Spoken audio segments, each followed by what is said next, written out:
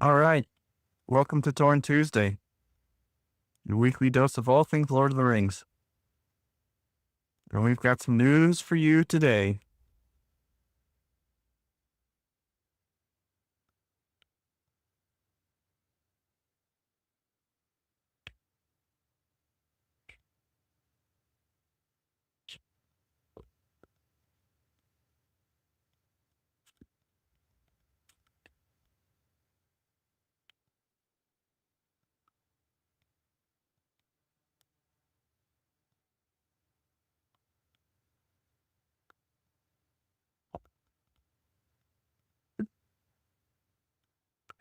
Welcome to what we've got so much to talk about, Cliff.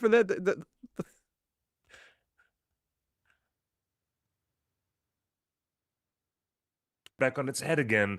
Just in the past 24 hours, it's almost impossible to keep up with what is happening with Warner Brothers.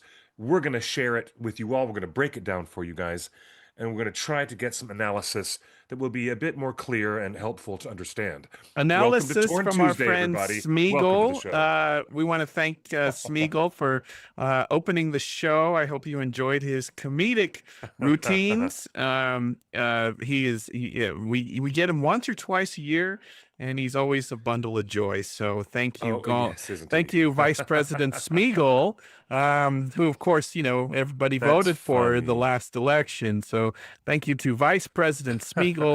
We know you're a busy halfling, and we're happy to have you on the show. Cliff, we've got so much Okay. breaking news. You Yes, we talked do. about one of the biggest stories of the week, but I feel like we should just jump in to today's late breaking news, and we got to talk about Yeah, this, Cliff. we have to break it down because it's getting insane, Justin. This whole news story is insane. Yeah. So, yeah, it is. It's insane that today is Dominic Monaghan's 49th birthday. Yes. We found some amazing photos from our archives. We call it the scrapbook. Here is a photo of Ah, Dominic Dominic. Monaghan at San Diego Comic-Con 2002. This was one of the first, I think might be the first Comic-Con any of the cast attended on the show floor. I think there was a preview in July of 2001 that Ian McKellen Hmm. had flown in for, and then he flew out real quick. But this was the first time they did meet and greets, and there he is. Dom was the first of all the Lord of the Rings actors to say hi to fans. There he is, Cliff. You recognize that. He is reading your script, doing the narration for Ringer's Lord of the Yes. Fans. He is actually reading the material that I wrote for him. Yep, that's exactly Wait, what as a happened. writer, how does that feel to have a big actor read your words? Um, it really kind of feels amazing. It's really amazing. I can't describe it. I cannot describe it at all. It is the rarefied air of, a creative person's life. Because you create and you work on it and you work on it and it lives inside your brain for so long. It lives somewhere in your rib cage for so long. And then you finally get it out with pen and paper. You get it out into the world and you don't know if anyone's ever going to see it or read it or understand it the way that it's been dancing around inside your head for years. And then when you hear somebody say the words, whether that's live on stage or in front of a microphone in the recording booth. It is the rarefied air of success. It is the ultimate level of creativity to feel that somebody is working with your words and something you created, and they're working with it and they're doing their own thing with it and adding more to it and making something.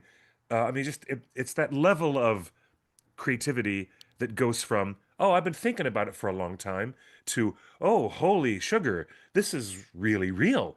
Someone is recording this now. Someone is on stage saying these words right now.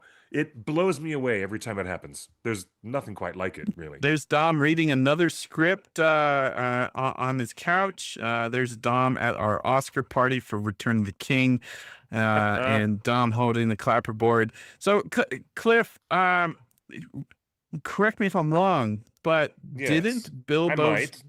Bilbo's Mm. journey started when he was 49 years old and he turned 50 while outside his door? Or is it Yeah, yeah, or did he that's leave right. his or was he 50 and he turned 51 on his journey to the Lonely Mountain? You know what? I'd have to check my math. Let me check my Let's maths real yeah, quick. let's But I'm get pretty a sure that quick it, fact check, he but left because he left the Shire in his 50th year. Pretty sure, but okay, I'll double so check so that. Don, you got one more year before your great adventure. So happy birthday, Don! And that's not the um only thing we want to celebrate today because Cliff, Yeah, very happy tomorrow. birthday to you, Dominic. And again, if you're out there listening, Dom, thank you. Thank you for the creativity and the energy that you brought to the work that we did for our documentary. And thank you for everything. It's fantastic. And then over the weekend, So, it was wait. Are you telling me our that friend. Nicholas Holt is also celebrating a birthday? Really? That's Nicholas right. Holt as Yes, yes, really? sir. Nicholas Oh, I Holt, love this guy so much. J.R.R. He's great. Tolkien himself, the only He played Tolkien the in the only man movie to play Tolkien. J.R.R. Tolkien on the big screen ever is Nicholas Fantastic Holt. stuff. So happy birthday to Nicholas Holt. And Cliff, we got one more anniversary. Do you know December what? 10th marks the Wow. 24th anniversary of the Fellowship of the Ring world premiere in London. This is a picture Yes. that we found in the archive. Yes, those are real flaming rings atop the cinema in Leicester Square. The Lord of the Rings, Fellowship of the Ring, debuted December 10th. And there's Christopher Lee walking the streets around Leicester Square. And there's a picture of, I think we got Enya. There's some hobbits dressed up. Man, fan cosplay has really gone up in quality since before the movies came out. And remember, this was before the movies came out. And there's Enya right there. She's walking into the cinema. Um, Oh, wow. Enya, I love her so much. She's amazing. To get back to your question, yes, Frodo was exactly 50 years old when he left the Shire, and Samwise is 12 years younger than him. Literally 12 years younger than Frodo. So that means he was 38 when he left with Frodo on the journey. Wow, nowadays Frodo would be canceled for hanging out with kids like that. Shut Anyway, up. our So big dumb. news our big news is huge. Night Edge Media that has been pretty accurate in his leaks over the last few years with Rings of Power and with Yes. other TV shows. We can confirm, and we have confirmed It's with other nuts. sources, not just This this is nuts. website. I Um, can't believe that I'm reporting this with you on the air. I didn't think this would happen. I thought Vigo was really going to stick with the show and do it. I thought he was going to do it.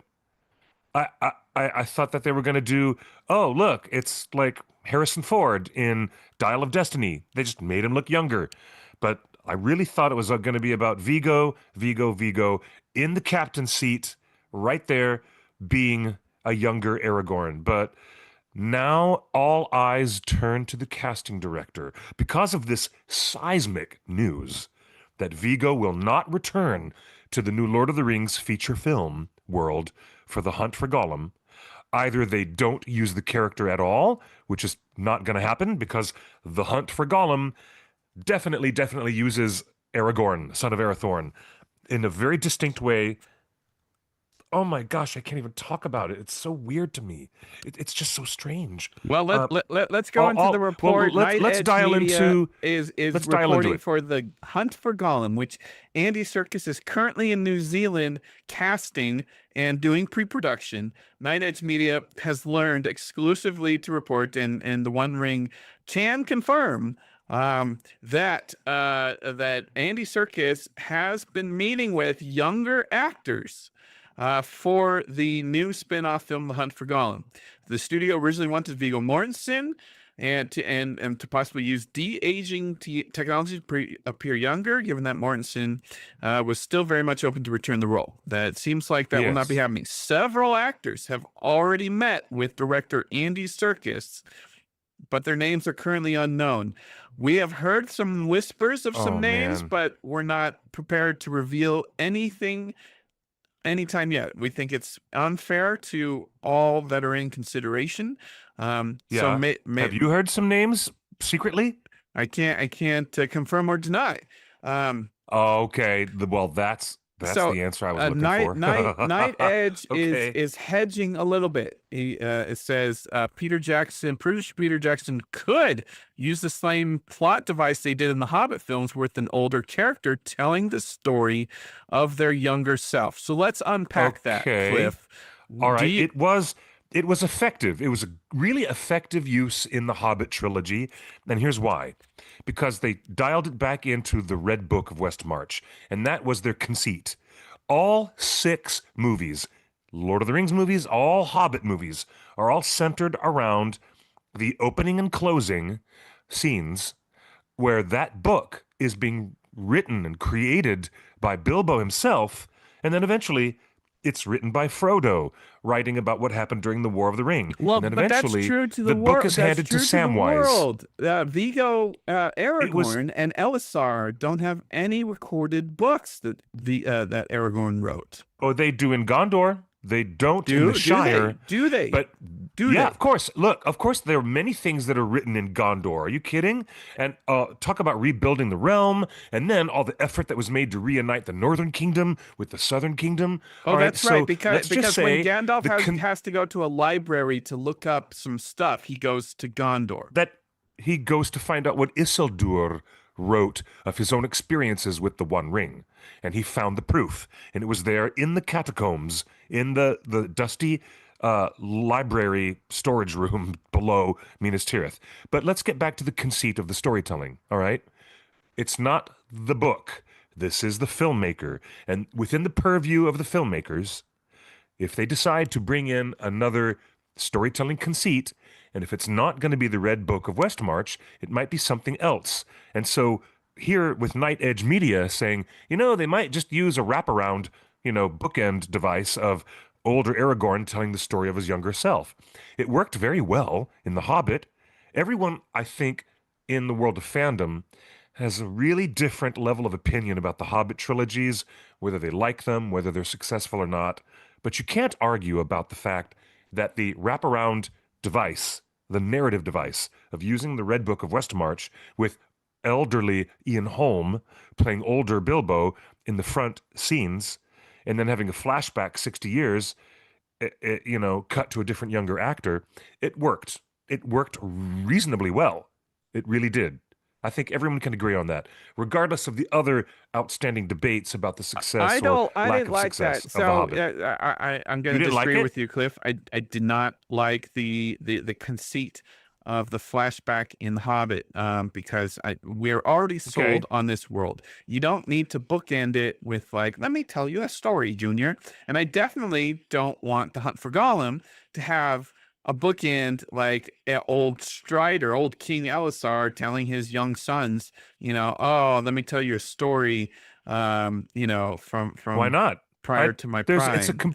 that is a perfectly acceptable storytelling device. It's totally It fine. What's it's wrong with it? fine. I didn't like it. I don't like it. I didn't like it in The Hobbit, and I don't think it belongs in Hunt for Gollum, but we can disagree on what we want out of these movies.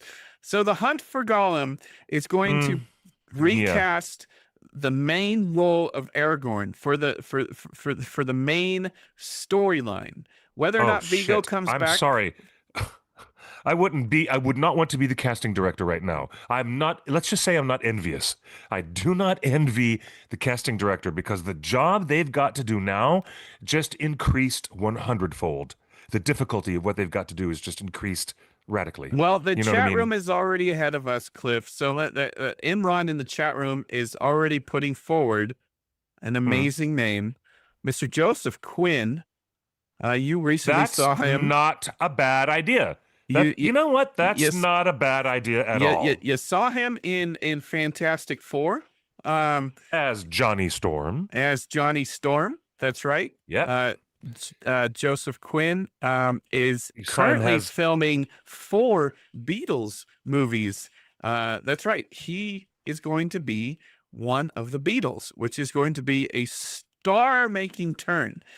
And Yes. as far Well, as that we also means know, he's too busy. He's too no, busy no, working on that he's to be not, able to go because down I'm to New telling Zealand. you that the Beatles movies are supposed to come out in April. So, and the Oh, okay. movie The Hunt Okay. for Gollum is supposed to start filming at the end of April, beginning of May. So the schedules work out okay if they Hmm. wanted Joseph Quinn. Um, Twitter has another option. One of my favorite That's things right, that he ever Hosier. did. No, Hosier. He's This not an actor. this Come man can on. sing, but this man can sing, and He if can it is a sing. Yeah, he's a requirement for great Aragorn to singer. sing. Uh, Are you kidding? He looks the part already. he looks the part, but he's not an actor. What are you talking about? What are you The, talking about? What do you need to act funny. for? It's Lord Yeah, of the well, Rings. somebody's hot take on Twitter isn't necessarily, debate worthy. That's just a joke. That's just a funny. Oh, that's funny. Haha. Hosier looks like the guy. All That's right, there's my nothing real to that. There's choice, nothing to that argument at I've all. loved this man since he was in Narnia, and then Westworld made me a super fanboy. Mr. Ben Oh, Barnes. yes. Yes, Mi- please, Ben. Mr. Ben Please Barnes is my bring number Ben one Barnes choice back for to the Aragorn the table. Second. The He is second my Aragorn the Prince Second. Caspian. Do you know how amazing that would be for him to be both Prince Caspian, a famous, and very popular character from Narnia, and now suddenly he might get the chance to come in and be a famous and popular character from Tolkien, not just Narnia and C.S. Lewis, but also Lord of the Rings and Tolkien. Wow, Ben that would Barnes be has a got the double whammy. chops. He's got the chops. He can He sure play does. a soft yet assertive uh, character. He's an He excellent can choice. he does moody and brooding Yep. very well. Yeah, Um, and aside from those stupid T-Mobile commercials that he did last year, I still think he's got and he a sings. magical He's quality. got a He has a band, and magical I've seen quality. him at the Troubadour Yeah. here in LA. I've seen him sing. The man can sing. The man can act. He's got the right hair color. He can sing. You actually saw him perform where? At Yeah, Troubadour? yeah. With This what? With is a band? He was also Vic Sand in the chat room says he was also amazing in Shadow and Bone. Yes, he was.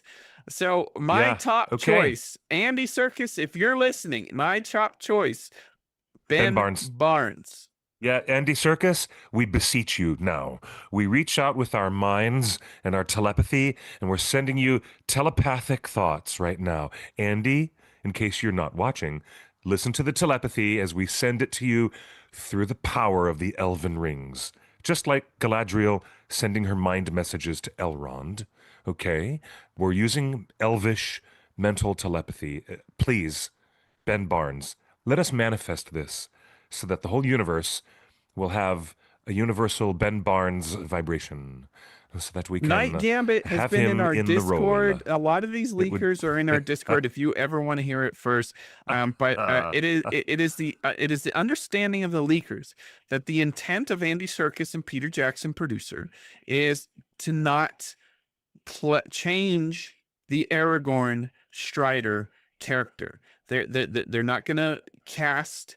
They're not gonna recast Aragorn to look anything different than what you expected. So their goal Yeah, that's is true. to find someone that can absolutely look like a younger Viggo Mortensen, Do you and know fit what? right into the One of cinematic universe. This isn't a also retcon. This isn't a also dream I movie. agree. I Like agree. this is firmly set in the existing cinematic universe. So they're going to bring a certain exactitude.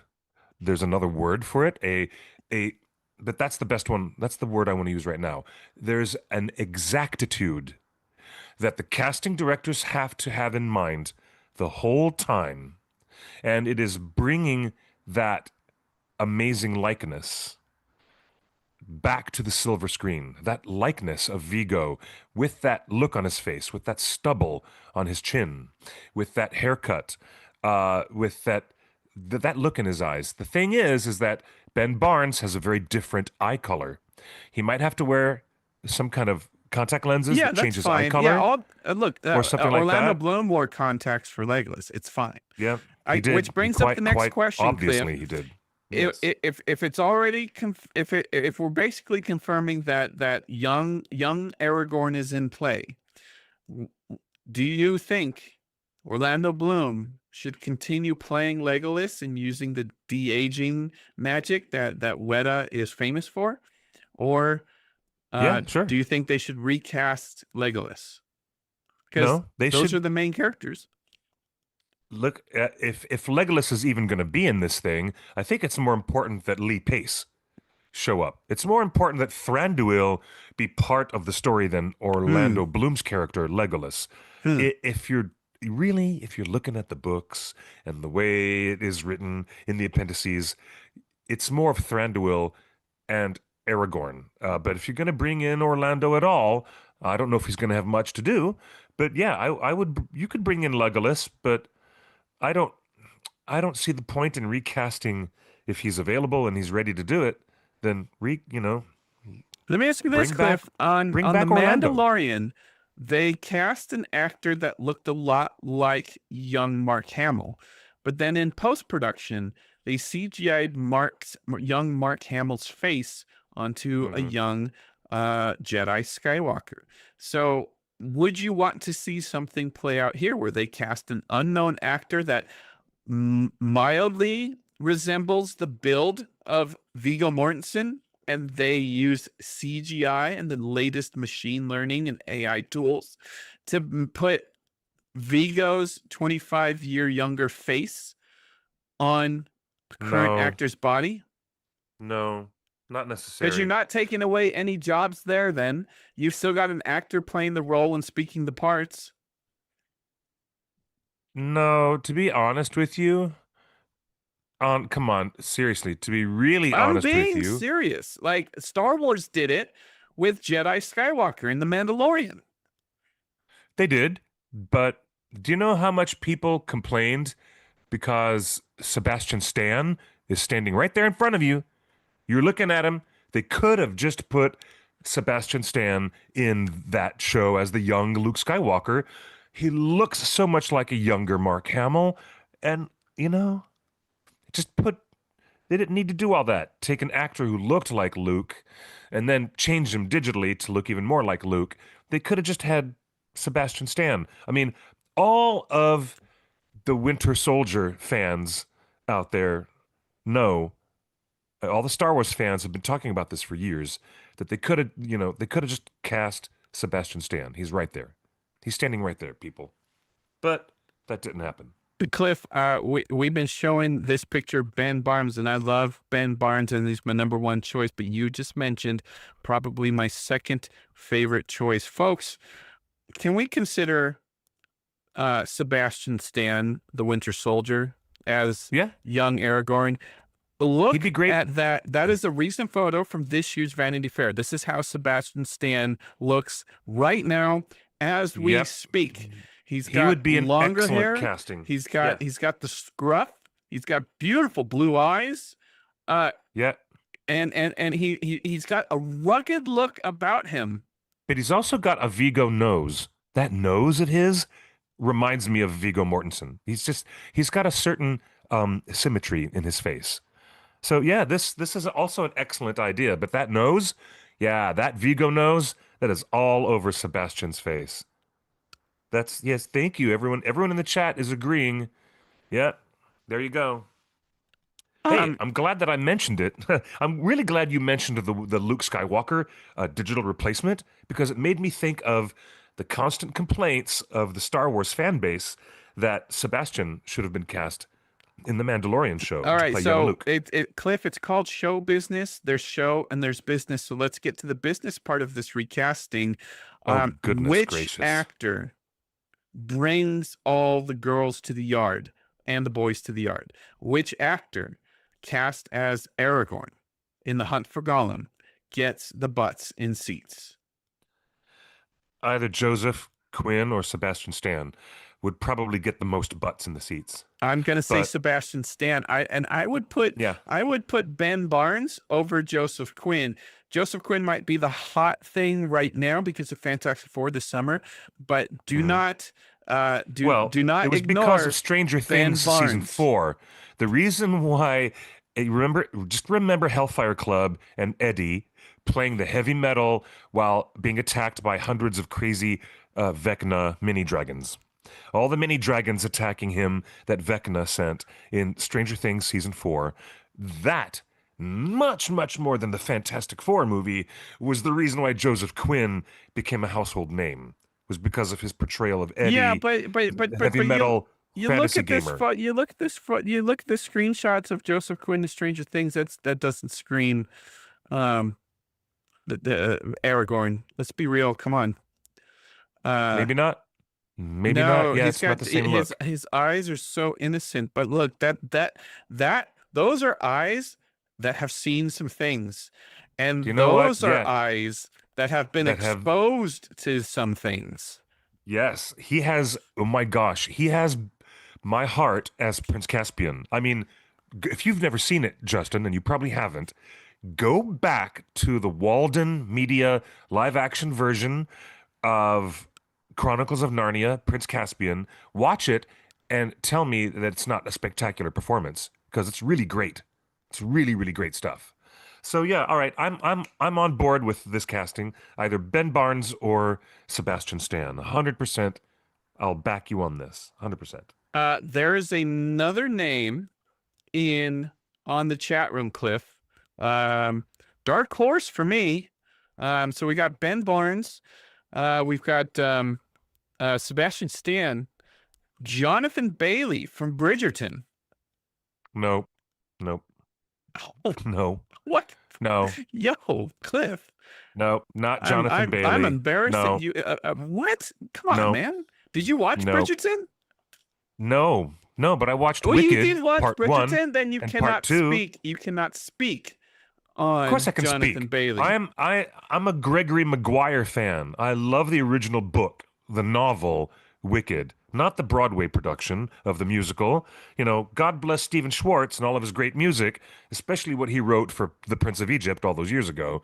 But, you know, who cares about Wicked the musical? And who cares? But the original Gregory Maguire novel is All right, chef's kiss. the chat What an room is outstanding book. chat room is Outstanding with you, book. Cliff. They can't see So, Jonathan Bailey from Bridgerton you as know it, why? so He's we're too gonna lightweight. so Jonathan we're gonna Bailey is stick a with lightweight. we're done talking He's a about lightweight. him.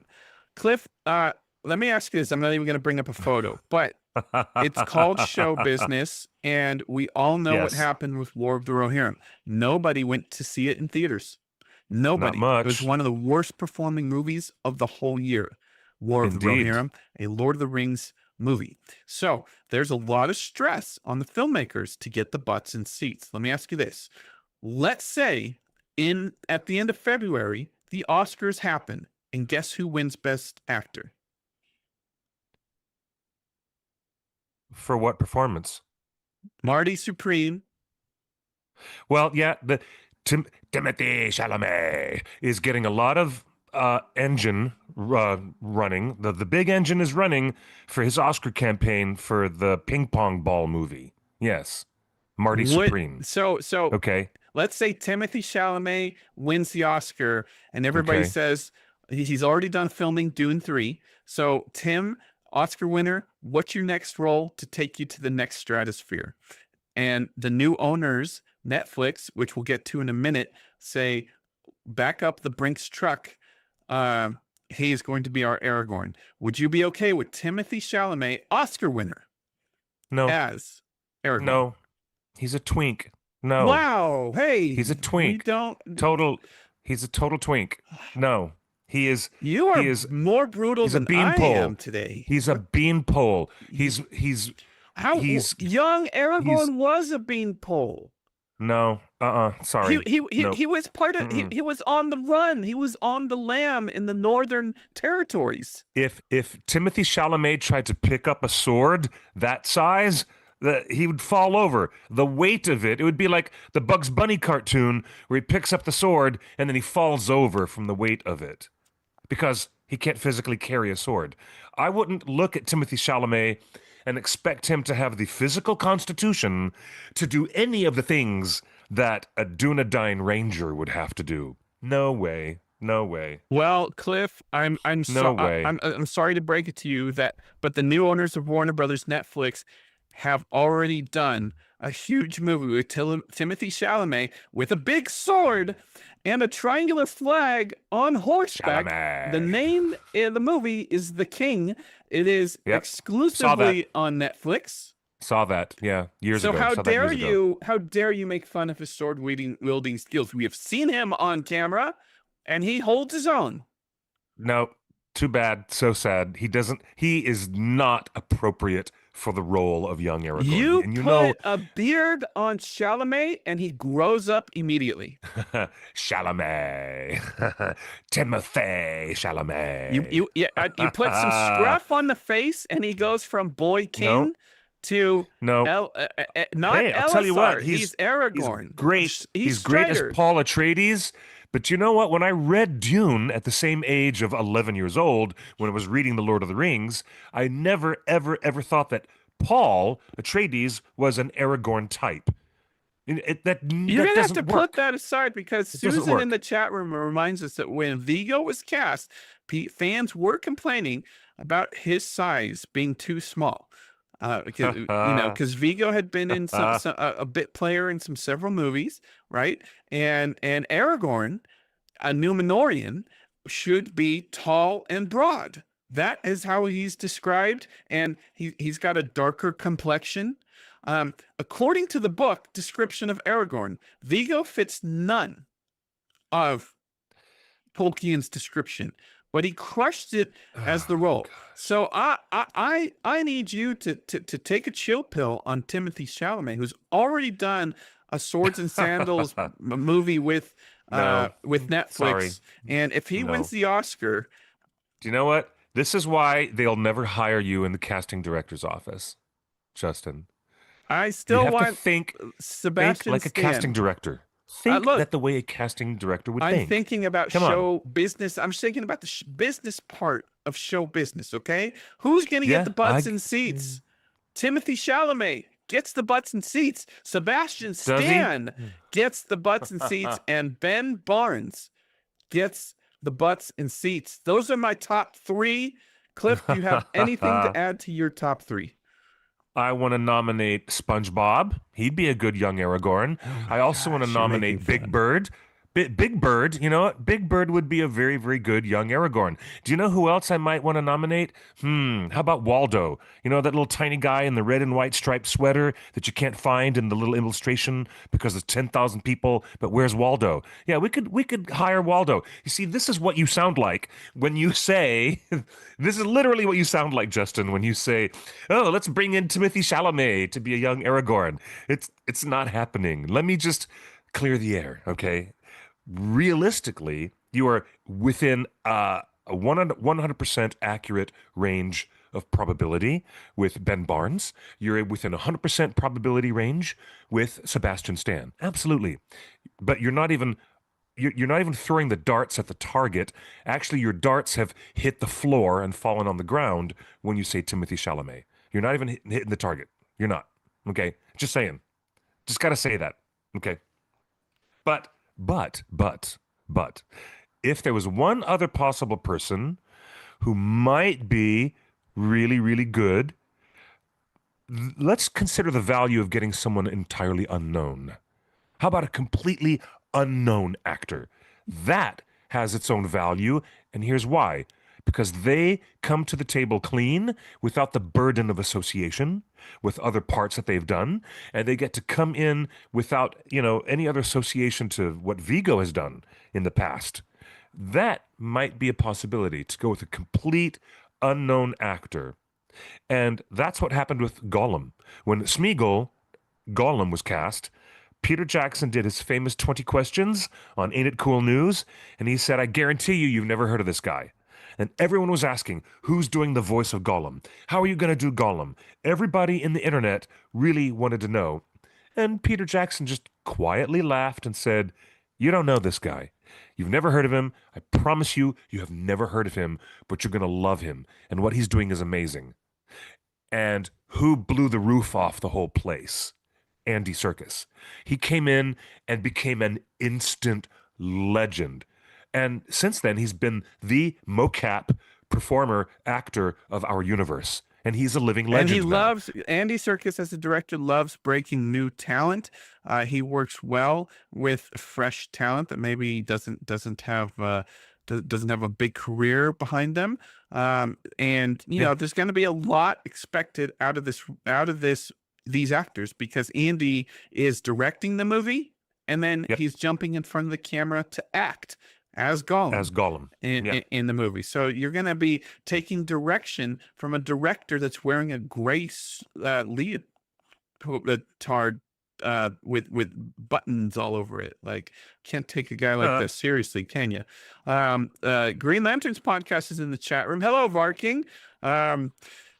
well, hello, All right, Varking. How are you, Varking, I want buddy? to know your opinion. We've got Ben Barnes from Westworld and And Sebastian from Stan Chronicles as of Narnia. or Sebastian Stan. I think both of them are of the right age. They have enough wear and in their face. They're not Mhm. baby faced. This isn't like young Aragorn as a young teen and 20 something.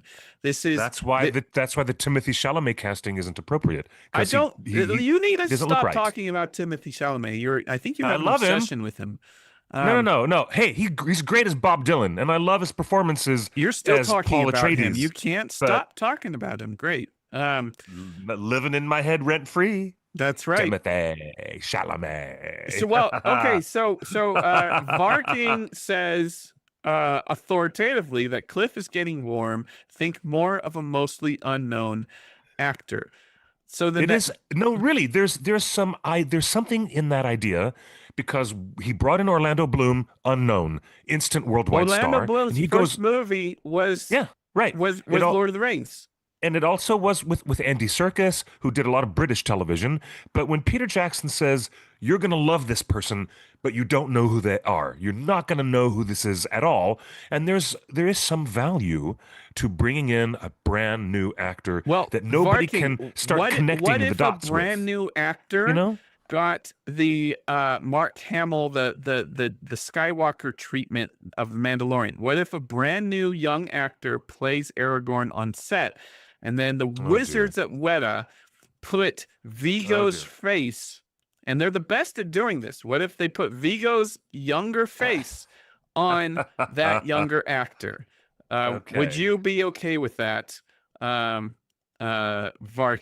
And I want to hear from everybody in the chat room. I see Josh Long, Elisar, who just posted some collectibles on the onering.net. You guys got to check out his latest collectibles articles. Are on the front page.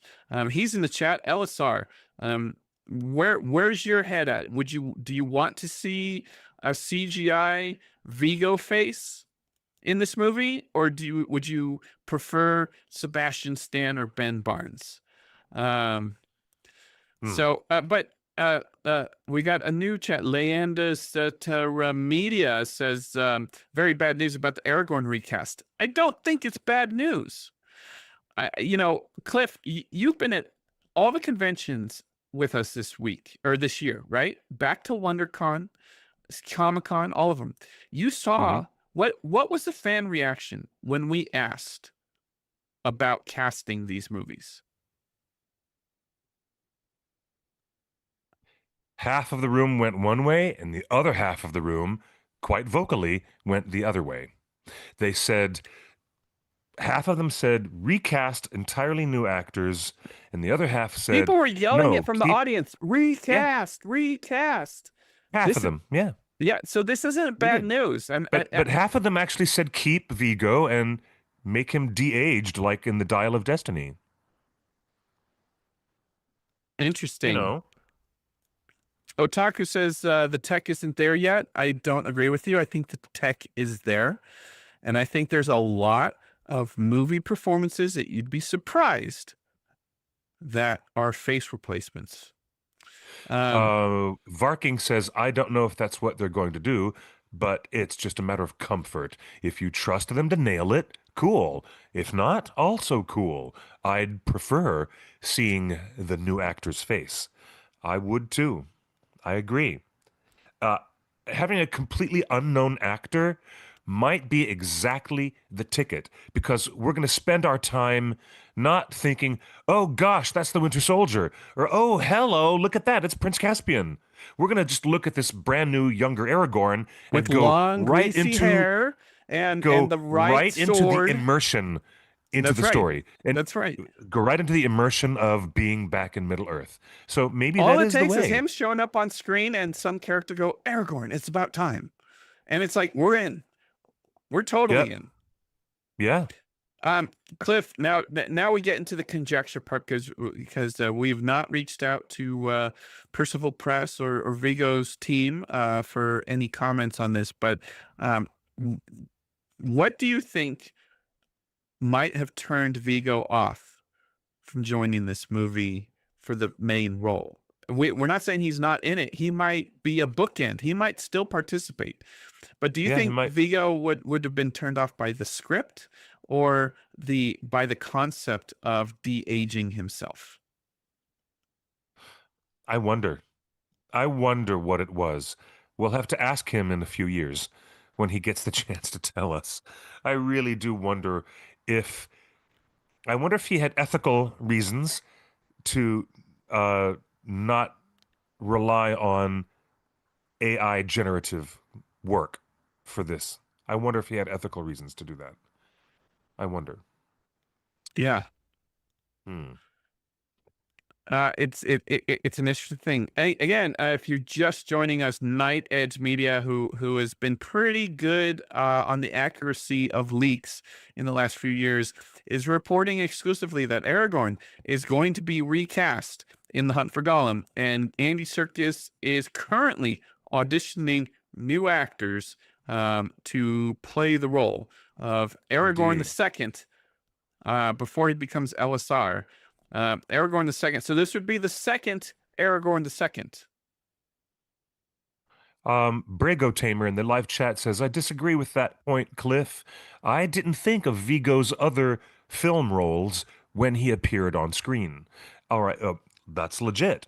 But to be quite honest, when I watched Fellowship of the Ring for the first time, I was not aware of Vigo's other roles. And so I didn't think of them either.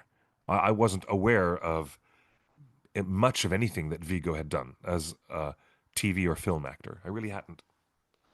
So, but again, going back to the casting director thing, who has the toughest job on the planet right now? It's not Phoebe Gittins and Artie Papagiorgio working on the script. That's a difficult job, but who's got a much tougher job for Hunt for Gollum? Looking at you, casting director. You have the hardest job in the world right now, and I don't envy you at all. Let me ask you It's this, wild. Cliff. If let's say they hire a new actor for Aragorn, and within a week or two, it becomes apparent he's not working out. Do you keep the door open? Um, th-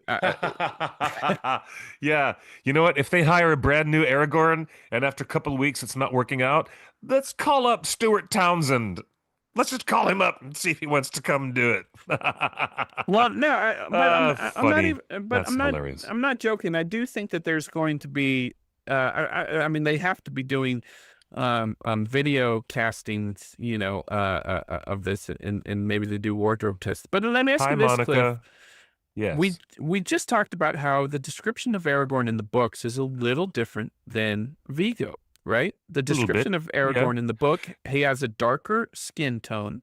He's And he's taller. He's not attractive. broader. He has a really stern and slightly unattractive look. He doesn't look appealing. Let's just put it that way. He has a very stern look. Yeah.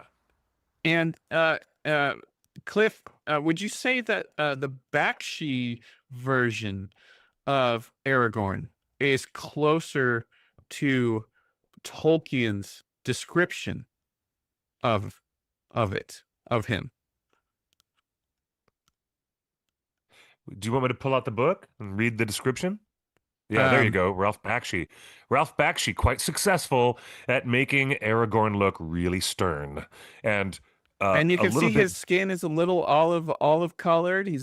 yeah, You know, very much, almost very like a Mediterranean looking, isn't he? Mediterranean or Native American. So let me ask you this, Cliff: would this recasting for Hunt for Gollum, would you be okay with the Andy Serkis? Well, he just left. Deciding to recast for a more Mediterranean looking actor. Yeah, hey, you know what? Bring in Riz Ahmed. Bring in Riz Ahmed and Whoa, let him whoa, be young whoa, Aragorn. whoa, That would be totally whoa. great. Hold on. That'd be so awesome. You would Are just you have to give officially him. putting that in the book and in I the would. record I would book? love that. You would just need to put some green contact lenses on the boy, and he would do quite fine. All right, here we are. Chapter Strider. Okay, let's see how our our boy Strider. Let's see how Strider's described in the book as he is All right, guys, making his appearance. we're bringing up Riz Ahmed. Cliff, um, where have you seen Riz Ahmed? Hmm. Where would people have seen Riz Ahmed? He was the pilot in Rogue One. That's right. He was the pilot in Rogue One, and He can do a soft voice very well. he was also in that drumming movie. What was it called? That's right. Yeah, that famous drumming movie. Sound of Metal.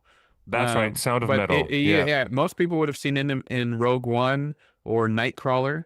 Um, yeah, and Nightcrawler, of course. he was in the Um, Sandman uh, uh, TV series. He was in Nimona. Um, I mean, he's just been in a bunch of things. Riz Ahmed as but he was only a voice. Aragorn. He was only a voice in. He I'm didn't okay appear on with this screen casting. Andy in The Serkis, Sandman. if you want to own this character, this would be an incredible choice for Aragorn during the time of the Hunt for Gollum. It's not a bad option.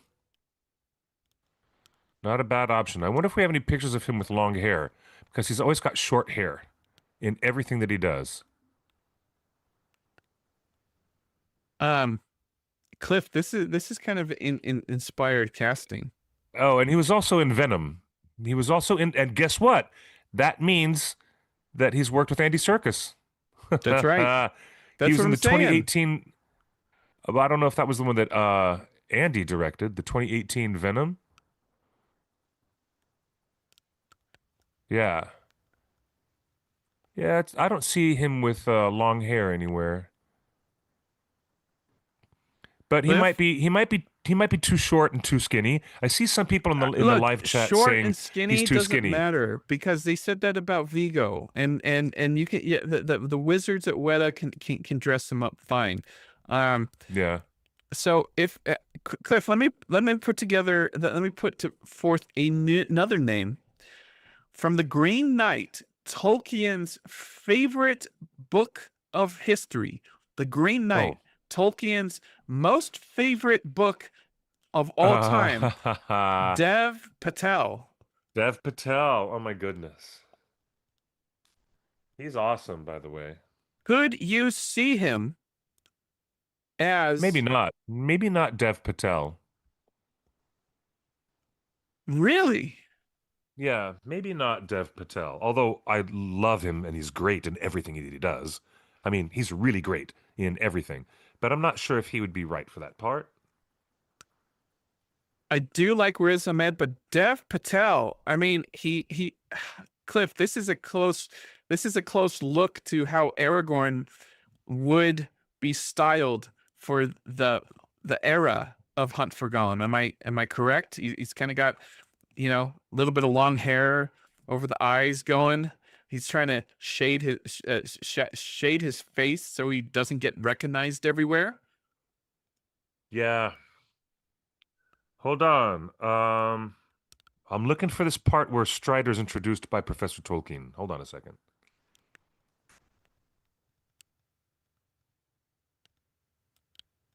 Okay, Well, here we go. Here we go. I found it.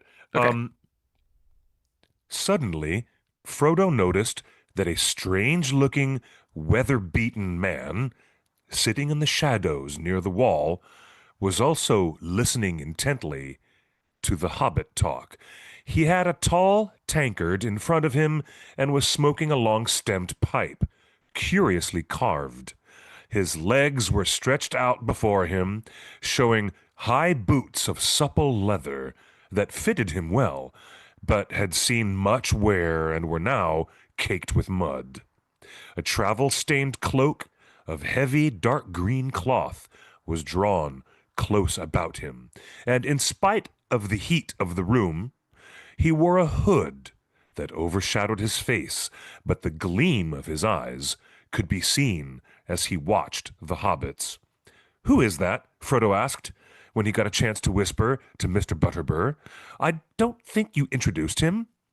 "Him?" said the landlord in an answering whisper, cocking an eye without turning his head. "Oh, I don't rightly know. He is one of the wandering folk, rangers we call them. He seldom talks, but not but what he can tell a rare tale when he has the mind. He disappears for a month or a year, and then he pops up again." Hmm. So that's how he's described. That's his first description. But does he say, anything about his skin or his ragged appearance I or think there's another part in the his book where hair? where Tolkien describes him having a darker complexion, and that says, Presently, here it is. Presently, with a wave of his hand and a nod, he invited Frodo to come over and sit by him. As Frodo drew near, he threw back his hood, showing a shaggy, that's it, a shaggy head of dark hair flecked with gray, and in a pale, stern face, a pair of keen gray eyes.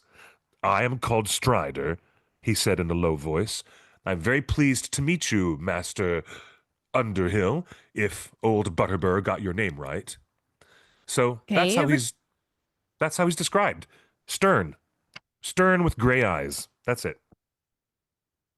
well, let me put forward another name, Cliff, Mm. based on that description. Okay. You've seen him in Midnight Mass and many other Mike Flanagan shows. I Zombie many years ago. Coley. Rahul Kohli. He is Oh he's yeah, he's actually cool. a friend of the Cantina. He has got the salt and pepper in his hair. Let me bring up a current video here. I'll mute it. But he's got the right hair right now. He can pull off the scruff. You know, me and Yeah. I've been in our family of this new generation. Some kid got to me, even for 10 minutes.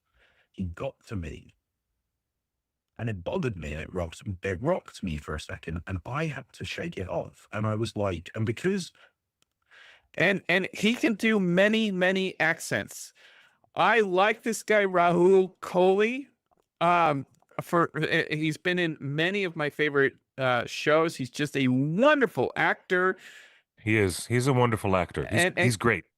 so Cliff, as we're talking about recasting uh Aragorn for the period between Bilbo's birthday party and when Frodo leaves the Shire, there's 17 years between when Bilbo puts on the ring and escapes the Shire from his birthday party and when Gandalf returns saying, hey, Frodo, where's that ring? I got to get you out of here.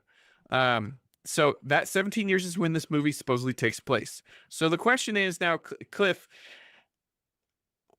when you talk about recasting, should Mm. they look at these actors that might have a more dark complexion than what we were talking about earlier?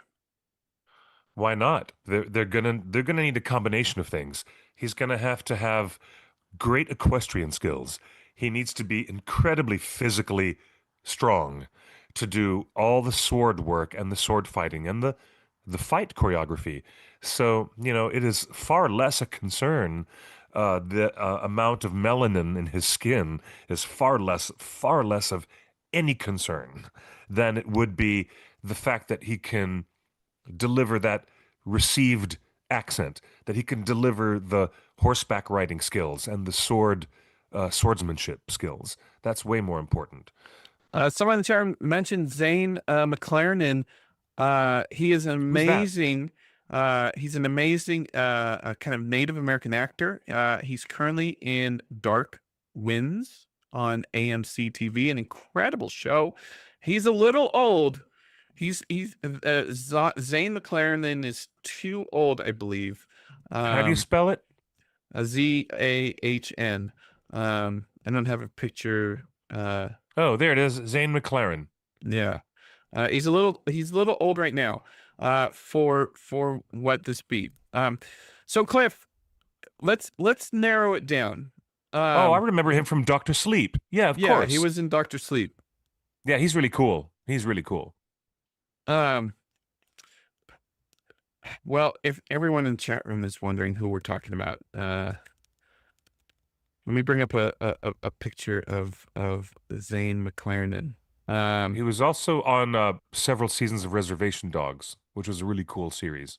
Yeah, guys, as soon as you see this guy's face, you know who I'm talking about. The Zane McLaren, he has been in a ton of stuff.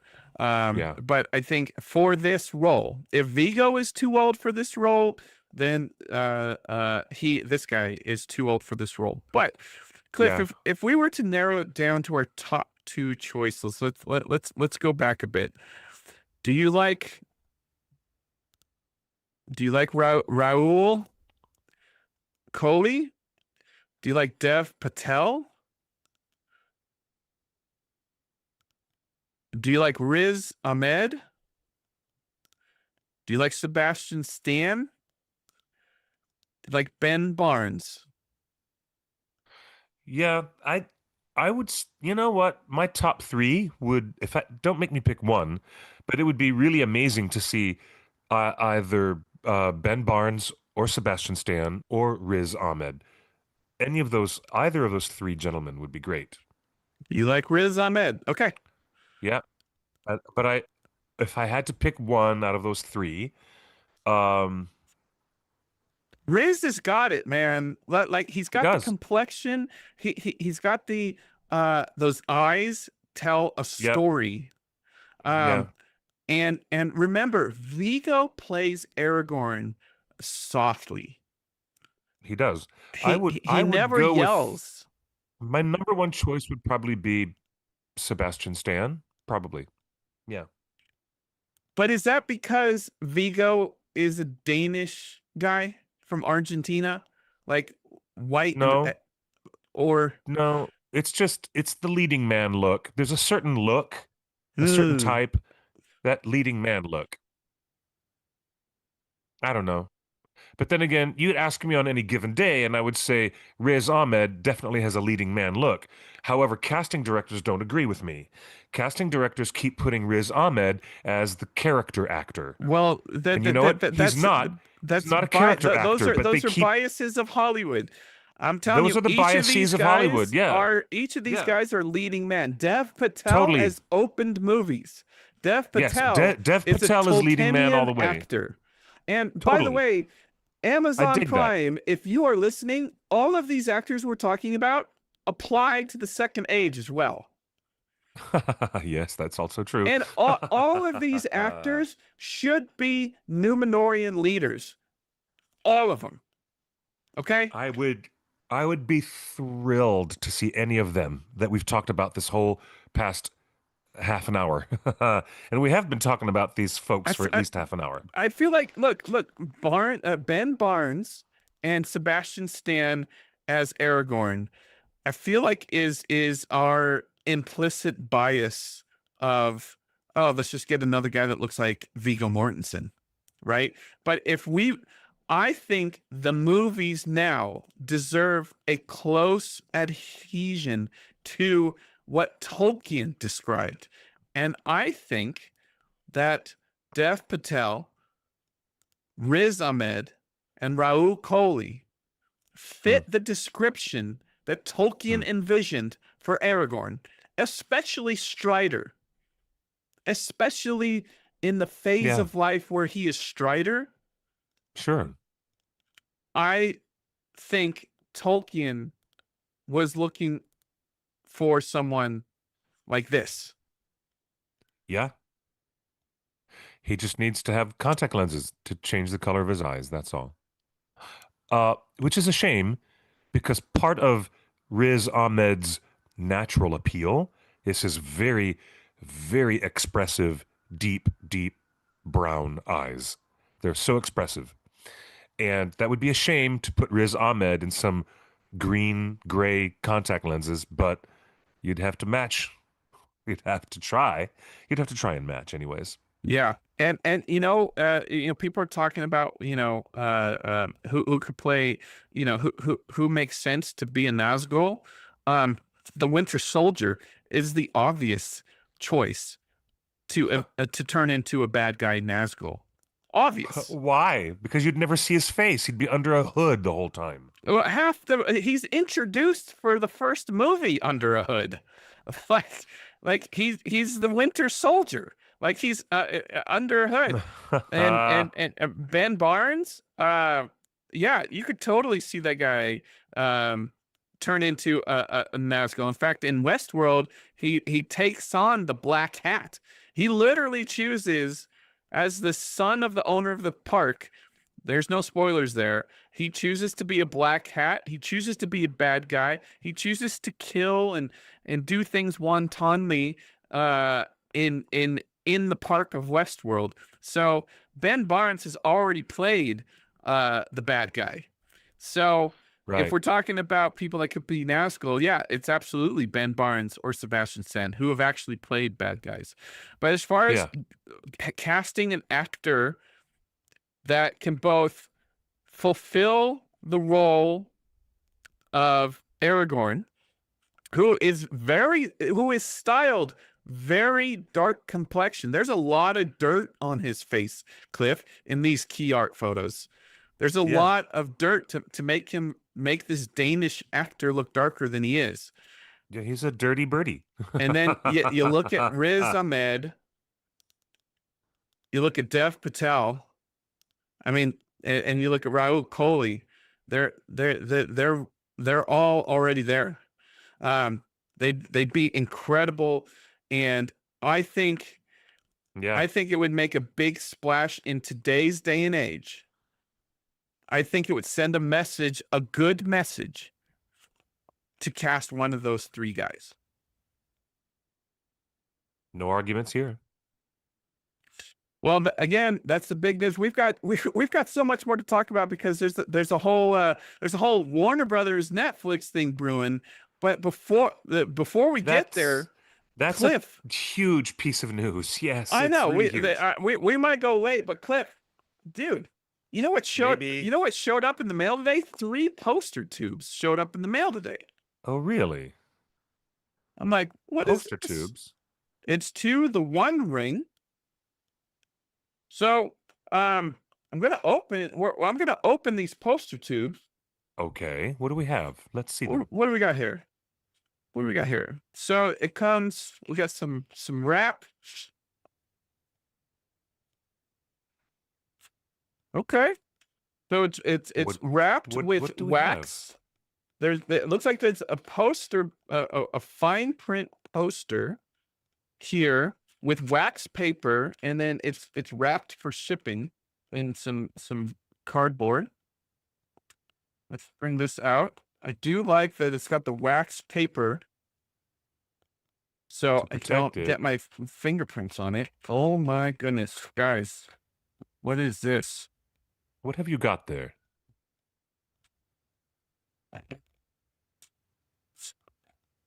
Ooh, look at that. That's cool. Look at that. Wow, who created that? This is from our friends at Mondo.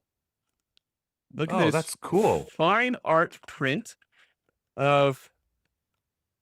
Look at that. Is that the Witch King? Well, that is the Dark Lord. That is the Dark Lord Sauron. Look at, he's wearing the One Ring. Oh, you're on right. his finger. That is the Dark Lord Sauron. That is Isildur with the broken sword at the bottom.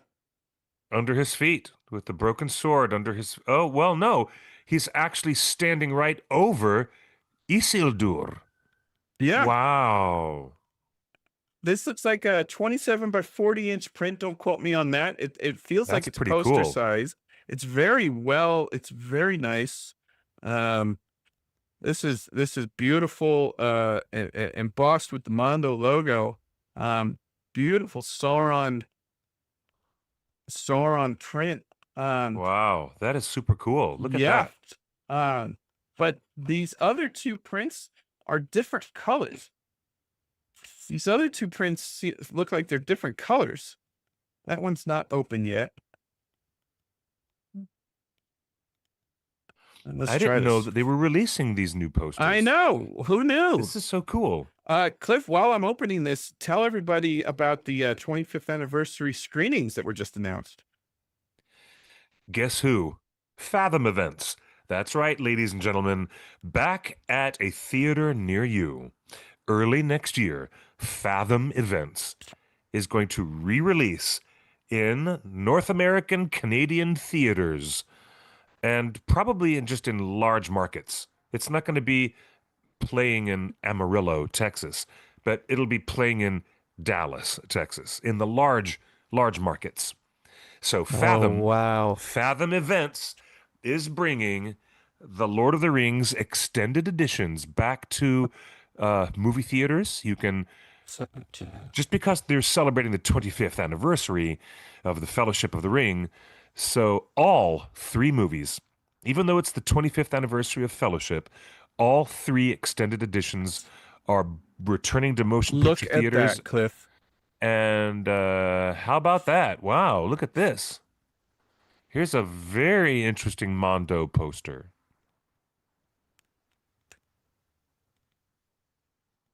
Let's go for a full screen, Cliff. Wow, look at that. That, my friend, is an angry Treebeard Ent. at Isengard.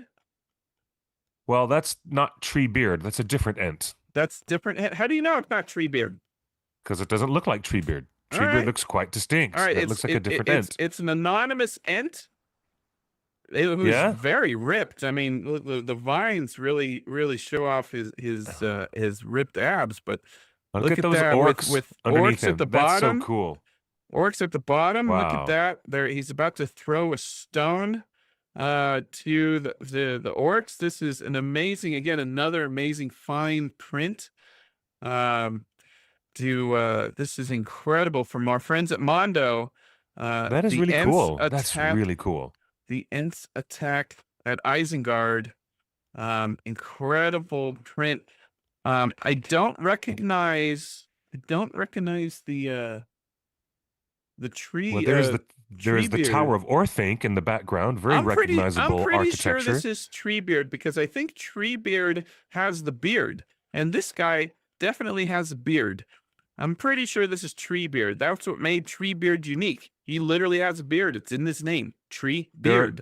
The other Ents also have mossy beards and things growing on them. They don't in the movies. I don't think. Yeah. Well, you know what? Sure? You know what? Looks like someone already has their movie tickets. Yes. Hey, Angel, Julia, there are people in our live chat who already have their movie tickets for the Fathom Events re-release of the extended editions. That's pretty cool.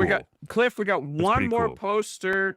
Last Wind confirms with you that other Ents could have beards. Maybe it's Quickbeam. Do you think that was Quickbeam? What if that would be so cool if that was Quickbeam? That would be cool. What's this third interesting poster you have here? Let's see. All right, folks. Tell me if this is your favorite poster. Again, our third poster from Mondo. Look at this beautiful. Oh, wow. The Fell Beast. Look at this beautiful Fell Beast poster. The Witch King of Angmar on the Fell Beast. That's an wild. Incredible post. Incredible that image post. Is really something. Look at that. You can see. And there's Éowyn. Probably that's Éowyn dressed as. I gotta show this on the screen. But yeah, there's Look at Eowyn. There's Wow. Eowyn battling the Witch King right there Dressed at as the bottom. Durnhelm. You have to stop talking real quick. Eowyn the Witch and fighting the Witch King is this third poster from Mondo. They just sent us these preview copies. They're incredibly heavyweight paper, artist proof paper. But yeah, Eowyn fighting the Witch King on a big Nazgul dragon, which I know that's not what they're called, and Cliff is going to correct me now because I said it wrong. No, we already said it properly earlier. It's a fell beast. That's right. It's a fell beast. If that is the proper term that we've used from the books to call it a fell beast. Well, let me Yes. let me bring it up on screen. If you go to the onering.net right now on the homepage, we have an article called "New Lord of the Rings Art for Your Wall," including that Sauron poster. These are all high-res photos. You can look on our website. Incredible Sauron versus Isildur, Eowyn versus the Nazgul, and Treebeard storming Isengard. These posters are available right now. We have them in our hand. You can order them right now at mondoshop.com. All three posters retail for $270. That's right. And these are artist prints. I can vouch for it. The paper is thick. It is shipped with the wax paper on top, so it doesn't bleed onto the shipping roll paper, and then in a big, thick 3-inch, 4-inch poster tube. They really do take care of this. And by the way, 3 poster tubes. They did not even skimp on the shipping. They only put 1 poster per tube. And yeah, you can get all of them at mondoshop.com. If you want to look at high-res photos, including a preview of the pencil sketches, you go to onering.net, and we have it on our website right now on the front page for an article called "New Lord of the Rings Art for Your Wall."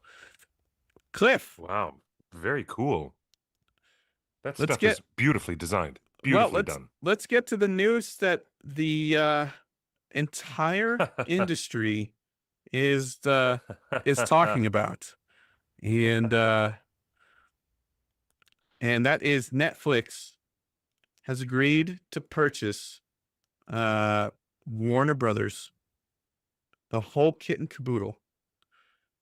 And then Paramount/Skydance came in with a competing offer, and that happened today. Well, actually, they're not accepting that offer. I mean, it's too muddy with a bunch of Saudi money, and the Trump administration is taking control in the Paramount thing. So the deal is done. That's the nuts. board has approved it. Netflix is buying Warner Brothers, and everybody seems to have an opinion about this. But yes, we wanted to clear the air because there's a lot of drama and a lot of stuff being thrown out on social media about people who don't know what they're talking about. First off, to calm all your Lord of the Rings fears, it is contractually obligated that Lord of the Rings movies must get a theatrical release. That's what separates the movie rights that Warner Brothers has from the television rights that Amazon has. Just like Amazon cannot make a standalone 2-hour season, season spinoff movie, a TV movie of the week of Rings of Power. That's true. That's Amazon can't do it. Absolutely accurate. Absolutely correct.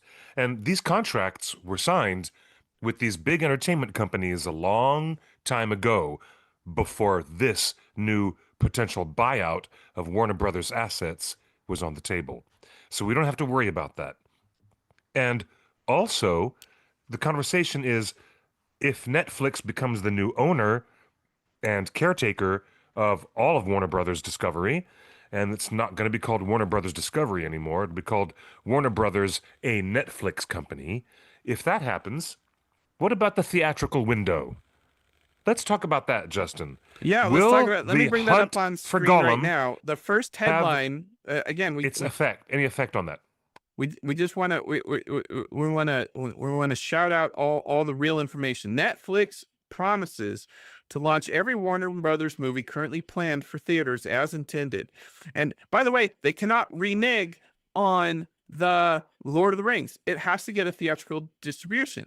But Netflix has said to expect shorter windows before streaming in the future to meet the audience where they are quicker. Netflix whole thing is about letting you watch the movies you are interested in seeing wherever you can watch it. You can watch it on your phone, you can watch it at home, you can watch it at your grandma's. That's what Netflix is all about. But I wanted, Cliff, why are people so stressed out about release windows? Because Netflix doesn't care about the theatrical movie-going industry.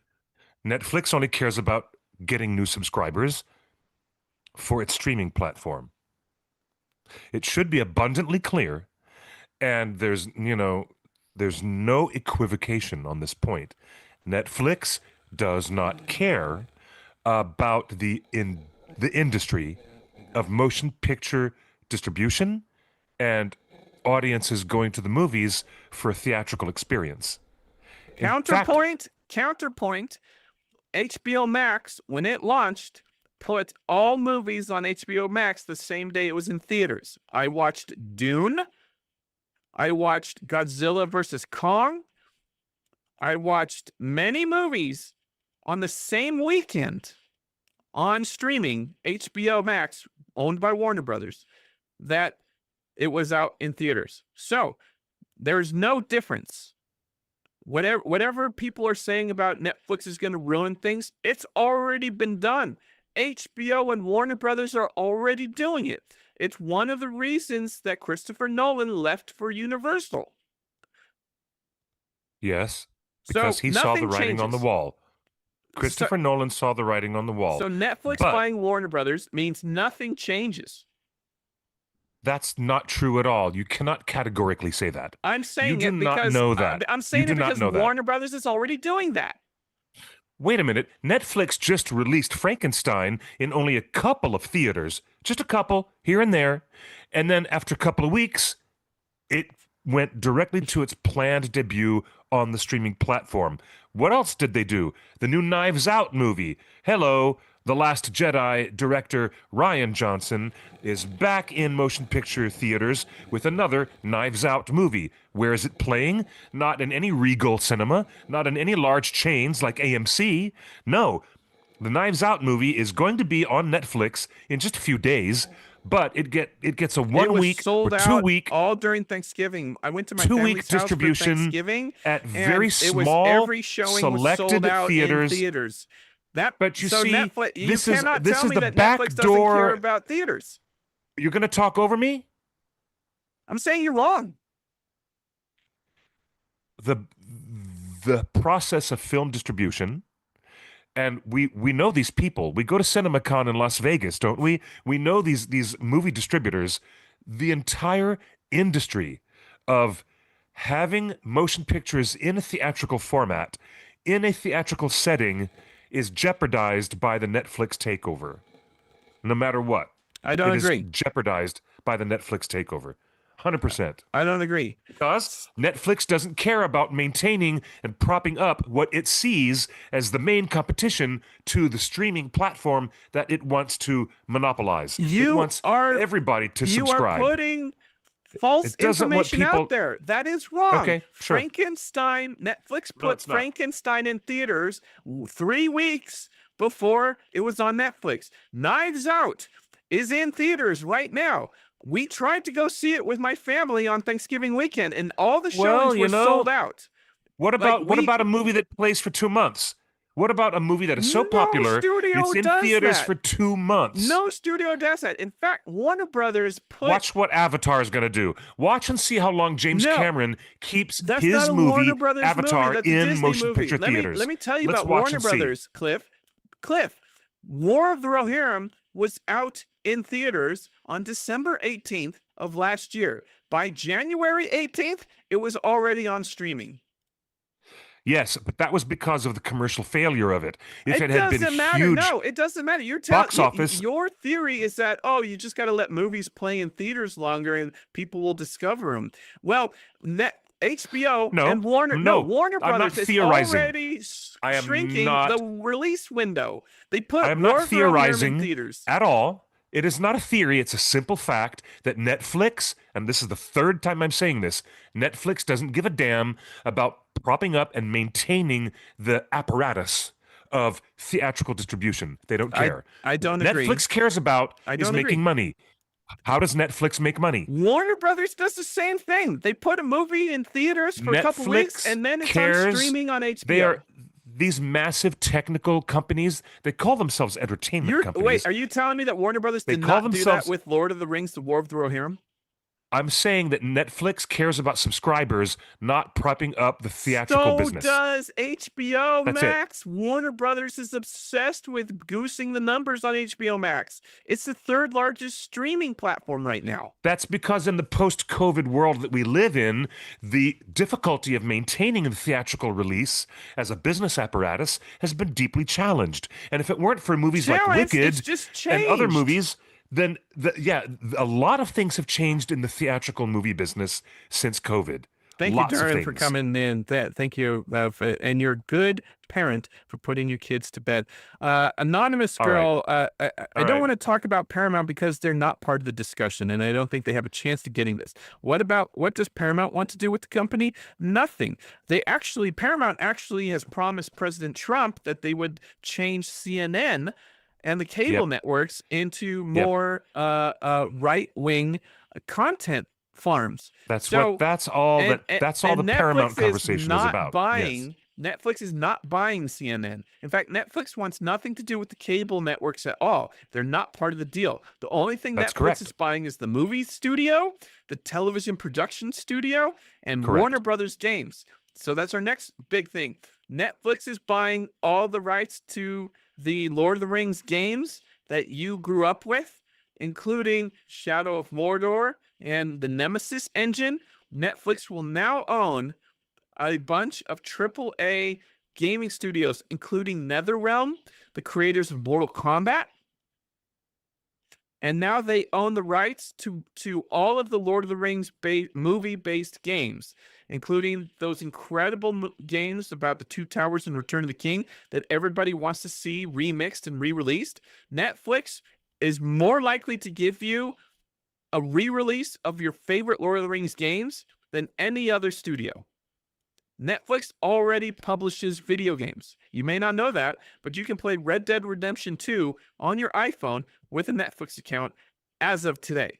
So, Netflix buying that's Warner intriguing. Brothers and all of the rights to the Lord of the Rings games is good news for Lord of the Rings fans who want to see remixes of those classic games. I'm really excited for that part. And Netflix has a gaming studio. And so, they have in-house people that are doing great things with video games. So I'm pretty excited about the gaming aspect of this stuff. I think the untold story here is the catastrophic failure of David Zaslav to do his job and to manage Warner Brothers as a successful legacy entertainment company. This is all looking at Well, that's interesting. David Zaslav. Let me bring just this trying up. to John Campea is get the a friend shareholders of the some site. money. John Campea, you might remember him from many streaming services. He is a powerhouse on YouTube now. He's got one of the most popular pop culture and news entertainment. He's right there with Chris Gore and a lot of our friends from Collider and stuff. Here's what John Campea said about this. AT&T practically killed Warner Brothers when they owned it. They ran it into the ground.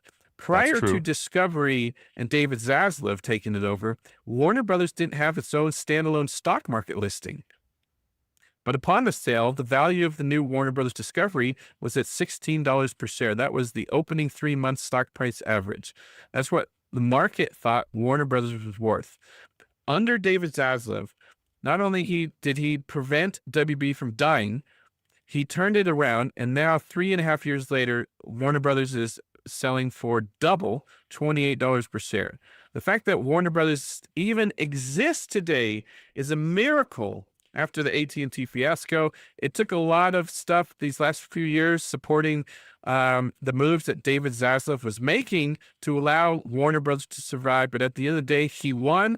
He kept the studio alive against all odds, and he got them on the right track and increased the value of the company 70% in under 4 years.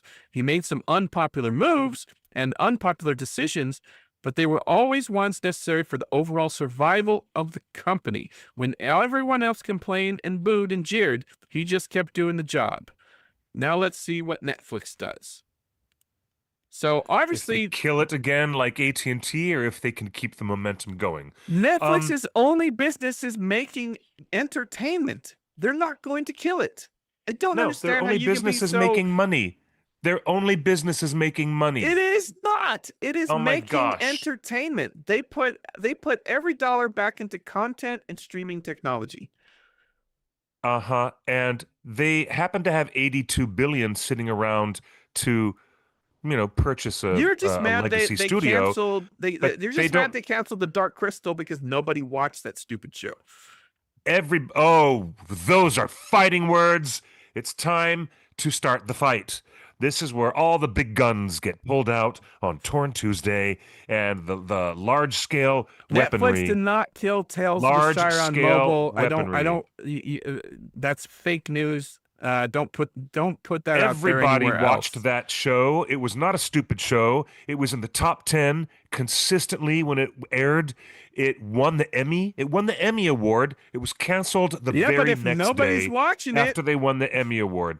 Everyone was watching it. They've got $82 billion, but they keep canceling show after show after show. Sandman. I don't even.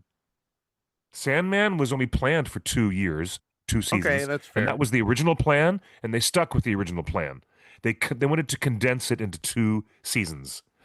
So I don't understand how you can say that Netflix is just a greedy money grubbing company when they put out so much content, so much new content. Guillermo del Toro, David Fincher, some of the biggest names and most respected artisans work with Netflix all the time. In fact, David Fincher has been Netflix exclusive for 10 years now.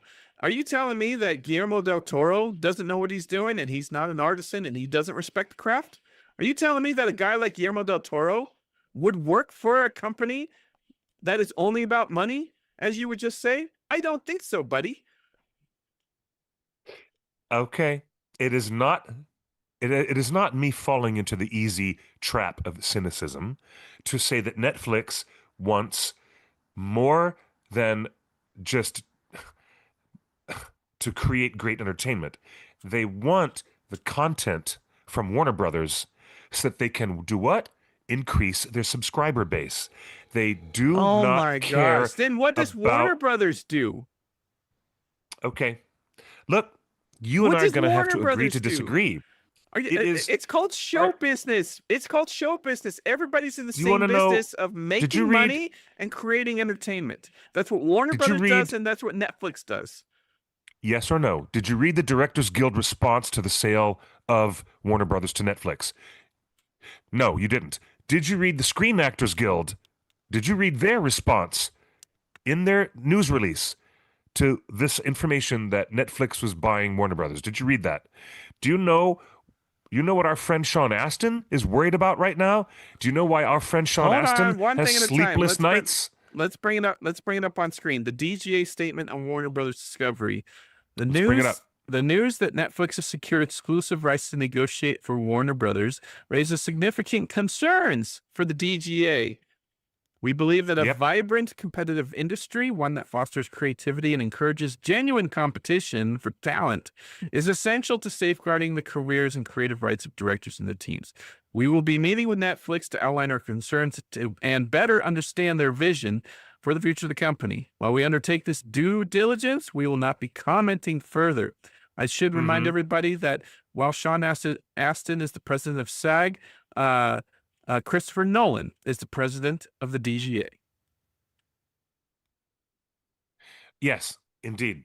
So the fact is that this is an antitrust issue. This is an No, anti-monopoly issue as much as anything else. That's why the DGA responded this way. It's well, very let's see what troublesome. Sean Astin and the SAG has to say. All right.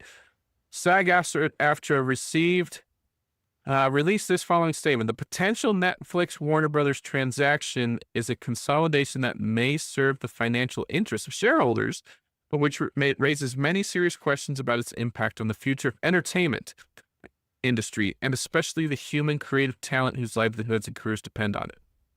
This $82 billion transaction reaffirms the true value of legacy media companies and the long-term economic prosperity they create, due in large part to the contribution of the creative talent who are at the core of their success. A deal that is in the interest of SAG-AFTRA members and all the other workers in the entertainment industry must result in more creation and more production, not less. It must do so in an environment of respect for the talent involved. Any decision Indeed. about SAG-AFTRA's position on this transaction will be made with the best interests of SAG-AFTRA members as the standard and following complete thorough analysis of the details of the deal, with particular focus on jobs and productions commitments. Indeed. This is true because the unions, both of these unions, are seeing the problem here that this merger of this massive entertainment company studio being absorbed by a streamer platform is problematic. It's very problematic. Cliff, let me ask you this. If you are Yeah. angry,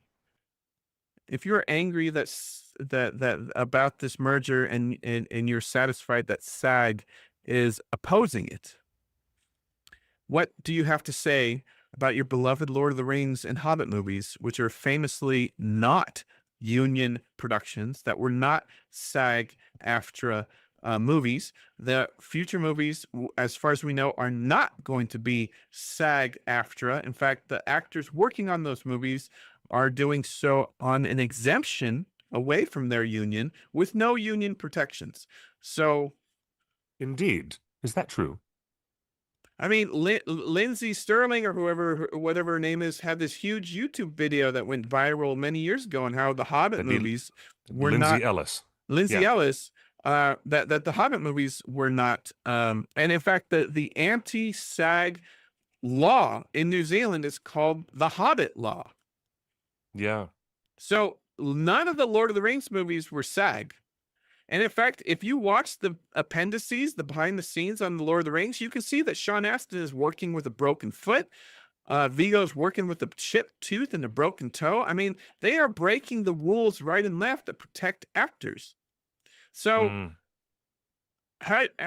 tell me, if Sean Astin, the president of SAG, is okay with working on Lord of the Rings under those conditions, why should we listen to him now opposing this merger?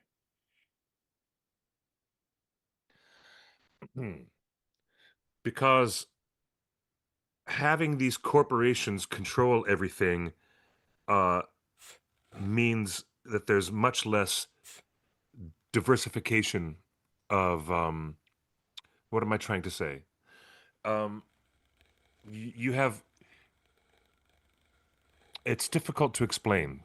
Let me put my thought together on that for just a second. These companies are looking at their bottom line for their shareholders more than they're looking at the health of the industry. And what keeps the entertainment industry healthy has changed and has gotten so dark and rather grim here in Los Angeles, with productions being, run away to so many other locations like Toronto and Georgia and everywhere else, shooting all their shows everywhere else but Los Angeles. And having a big corporate merger like this is really, really bad, because they're really not looking after what makes an environment healthy for diverse productions and industrial films, commercials, television shows, and feature films. All of these things that are made, micro budget indie films, they're all made under the auspices of the union while they're made on these shores here in America. And you're right. special exemptions are made when they go to do other shows abroad in other areas that aren't in the same jurisdiction as the union. But this corporate merger is about centralized control of assets for the sake of, stock ownership prices and the benefit of stock owners. None of it is for the benefit of the creatives or for the diversity in the workforce, and making things this permeable relationship between the people who have the money and who invest and the creatives who take that investment and make something work with it, make something amazing with that investment. And you're not going to have that same relationship, and that's why there's this dark undertone of warning, a dark undertone of wait until we do due diligence on this and check this out before we actually make our stand known. The unions are there to protect the creatives, the guys who are running the electrical cable behind the scenes, the people doing the latex makeup while you're sitting in the chair for 4 hours, not just the actors who are in front of the camera. And the DGA is certainly working for the hardworking directors behind the camera. So this it all would mean if everything gets centralized and controlled by one corporate entity, you can say goodbye to transparency.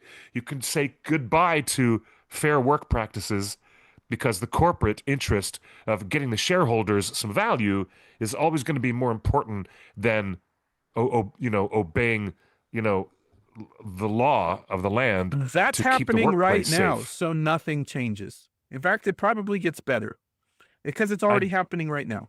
I don't know how you could speak with such confidence that way. Because I really it do not is know how you happen- could speak that way. Okay, people are complaining about release windows. Warner Brothers itself put Lord of the Rohirrim on streaming 2 weeks after theatrical release.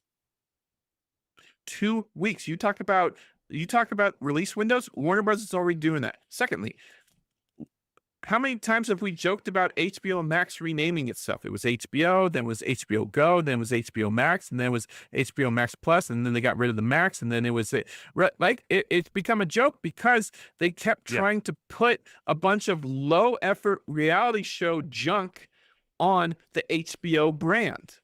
And Netflix is saying Warner Brothers messed up in that. Netflix cares about movies, and here's what we're going to do. Netflix has said this. They're actually going to maintain HBO as a prestige brand, give it more money and more budgets to make more higher quality TV shows and movies for HBO, and the rest of the television junk can just sit on television or go to Netflix. But Netflix has said they want to elevate the prestige brand of HBO and for movie lovers that love movies. So Famous last words. Well, I am. So I have a very healthy Discovery is skepticism. Discovery's already doing all the bad stuff that people are scared of. They've already done it. Okay. They threw Rohirrim out of theaters. They refused that Guillermo del Toro's new Frankenstein would even show up in major theater chains, and the distribution platform was about 20. Frankenstein made more money than Rohirrim. I'm going to finish this sentence. The distribution of Frankenstein theatrically in North America was 20% or less of all available movie screens available. I swear to you. And it still made more money than War of the Rohirrim. But they only did it because of the 10-day requirement by the Academy. It doesn't the matter. Academy of Motion Picture Arts and Sciences. War of the says, Rohirrim did you the want to same get eligible? thing. War of the Rohirrim did the same thing. War of the Rohirrim did the same thing. So Warner Brothers is already doing what you think Netflix is going to do. And Netflix is saying we're going to do it actually better because we don't like how Warner's and HBO has done that. Hi, I'm Sean Astin. Good to meet you. You might know me from films like The Goonies or from Rudy. and a little thing called Lord of the Rings. Hi, my name is Sean Astin, and I'm here to tell you that the attempted purchase of Warner Brothers by Netflix is a very bad idea. It's a very, very bad idea. And I'm going to come on the air right soon and talk with all you guys on Torn Tuesday, and I will tell you in my own words why this is a bad idea. So expect me to come on the air very soon and talk with my old friends, Justin and Clifford, so that we can talk about why this is a very bad idea. There you go. Thank you, Sean. Thank you, Sean Astin, for the win. Okay, so Cliff, here's before we my let everybody go, we have our first announcement from the Netflix Warner Brothers merger, and it's a surprise to nobody. It is the next Lord of the Rings spin-off movie. Folks, Netflix is proud to present a Netflix original film, Lord of the Rings Grand.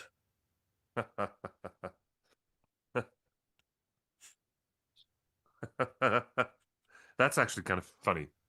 You know what, though, seriously, I'm going to reach out to Sean. I'm going to ask him to come on the air and do a quick, 20 minutes with us, 15 minutes. If I know he's a busy man, but I definitely am going to invite Sean Astin to talk with us in a more nuanced way about what this type of corporate, and I call it corporate malfeasance, but he might have a different way of describing it. And maybe Sean can clarify some things for us, and we'll have a better understanding. It would be my pleasure to reach out to the president of the Screen Actors Guild and ask him to share some thoughts with us about this. All right. All Very right. good. Before we let you guys go, I did want to let you know that the Tolkien Society, our pals at the Tolkien Society, are in on their end of year fundraising spree. As I'm sure you guys are all getting hit up by your favorite charities around the country and around the world.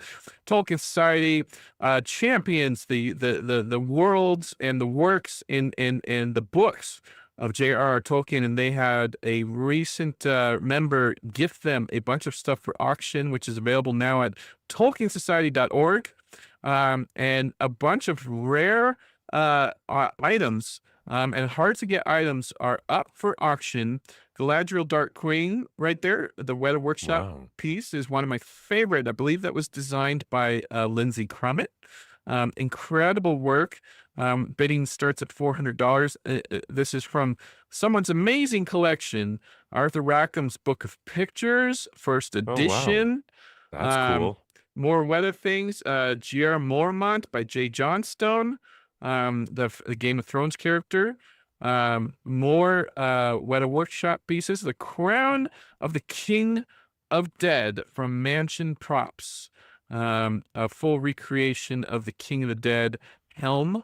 Of course, you've got the Fellowship of the Ring with Bill the Pony, Forgotten Goods. So amazing stuff that is really hard to get. A lot of it is sold out now. You can't buy it new. And a few of them don't show up on for sale very often, but there's a whole collection. As you see, there's seven pages here on Wow. this auction, but there's a Lord of That's the Rings wonderful. BBC series cassette. Current bid is $40 for the Oh, cool. BBC radio thing. That's 40 pounds. Yeah. Battle of Five Armies by Thomas Heho. The work of George Gundy. So just a wonderful collection of books. The Horse is Good by Viggo Mortensen. Coincidence's Memory by Viggo Mortensen. Viggo's just an amazing talented man. Oh, his photography So- books are wonderful. Black and White Ogre Country, The Lost Tales of Hilary Tolkien. Do you know Hillary was J.R.R. Tolkien's younger brother? There you go. Wow, So- how cool is that? Amazing things from our friends at the Tolkien Society. Go bid on them now. It's a great gift to a nonprofit charity organization, as well as you get something really cool out of it. And so tolkiensociety.org. Well, it's been a Yeah. big news week. Netflix is buying Warner Brothers, and Aragorn is up for recasting. And Cliff, I do think maybe we should put together an article of fans casting options, because I love the conversation we had today. Yes, it was a lovely conversation. Even though you and I get real, prickly and testy with each other, it's not really anything like that. We love each other and we're best friends, and it's all fine. It's all good. But yes, we should have a little collection of the fan casting, because the conversation that Varking brought to us is really very interesting. Isn't there some value in getting a complete unknown to come in? That could be quite refreshing. So yeah, this Lord of the Rings Grand movie poster is hilarious. You're killing me. It's so funny. It's just so funny. Um, I want to say thank you to everybody who came into our conversation today. There's been a lot to talk about, and I think time will tell. In the end, after the whole Netflix thing is done, and I'm sure that the paperwork will be signed and taken care of later in 2026, and when the dust settles, we'll see what happens to things like the theatrical window. We'll see what things happen to the hunt for Gollum, if any of that stuff is going to be impacted by the sale of Warner Brothers studio to Netflix. Time will tell, and we'll see what happens. And yeah, I don't envy the casting directors. They have quite a job to do. But what a lovely gathering. You folks are so beautiful. Thank you for joining us in our live chat tonight on Facebook, YouTube, Twitch, Twitter, Instagram. Oh my goodness, please take some time and check out our Discord. Join our Discord. It's free, it's wonderful. You'll have a great time. Justin, you, sir, are a mensch. You are a mensch, and we love you. Gotta love Justin. He's so awesome. It's been Torn Tuesday. That is it. 6 hours and wait, 1 hour 47 minutes of joy and mischief and mayhem with you guys here at theonering.net. Please look us up at our main webpage. We have great articles. Point your web browser to theonering.net. Follow us on all social media at theonering.net. Just take out the dot. Me, I am QuickBeam2000. You can follow me on Blue Sky and Instagram. And of course, we're going to be here for you next Tuesday once more at 5 p.m. Pacific time. We're going to be here giving an amazing show for Torn Tuesday. Join us again at that time, won't you? Until then, everybody, be good. Please be good to yourselves. Have a great week. Stay safe. And until next time, good night and good luck. Or as I like to say, buenos noches y buena suerte. And Sean Astin, come join us on the show. Can't wait to talk to you. Okay? Good night.